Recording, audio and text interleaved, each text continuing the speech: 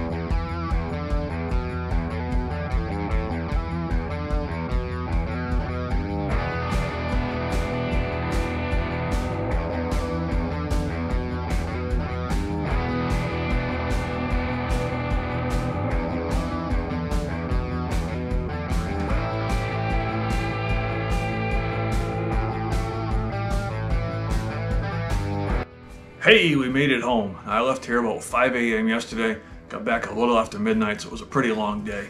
Now, unfortunately, on Friday, they opened the gates at noontime and closed down at 5, so you have a pretty short window to get anything in there. We only got about 3/4 of the way through and then got kicked out, so we missed out on a lot of cool stuff, I'm sure. We still got to see a lot of awesome stuff, and I scored some pretty good deals. This was the first thing I bought. I believe it's a 39 Deluxe dash. Pretty decent shape overall. It's missing the ashtray. Pretty good for a crusty hot rod.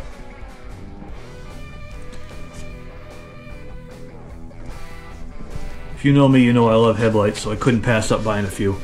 I don't know what these are yet. I need to look it up. But they're pretty cool looking lights. I figured they'd be awesome for a Model T Speedster or something like that. Pretty good shape overall. Got a good crusty look to them. I'll do a little Googling so I can figure out what they actually came off of, but really cool nonetheless. Keeping on the theme with the headlights, I picked up this set of commercial Model A buckets. These are 3031s. Pretty good shape overall. They're already in primer. Nice set of Dietz headlights. Not sure what model these are, but teardrop, sealed beam, in really good shape. Got the old cloth wiring on them still. Next thing I found was this dash panel. I believe it's out of an international pickup. Pretty good shape overall. Again, make a really cool hot rod piece. Gauges are all in it. And of course I had to snag some brake parts. These are 39 to 41, I believe. You got the second set of adjusters on the back. Complete. I believe the shoes are usable.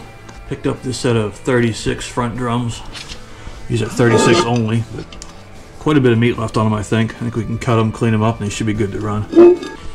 Along with those 36 front drums, I got these 35, 36 rear backing plates loaded. I'm going to need new shoes, but all the hardware looks pretty good and they're all complete. Then I picked this stash of Model A stuff. This guy had a ton of parts and they're all pretty cheap, so I just kept grabbing stuff. A bunch of accelerator assemblies, most of them are missing the springs. Need a little work, but they were, again, very cheap. Got this pile of oil return tubes. Mark, if you're watching, I grabbed these for you, so I'll hang on to them for you until I see you again. And then there's a bunch of odds and ends, some wishbone cups, mounts. Those things are always handy to have. This was probably my best score right here, though. This is an older Hypertherm PowerMax 600 plasma cutter. Wasn't used very much. Pretty good shape overall. Came with a bunch of consumables. It was a very good deal. So I really couldn't pass it up. I wasn't in the market for one at the time, but when stuff shows up, you just got to grab it if you're ever going to use it.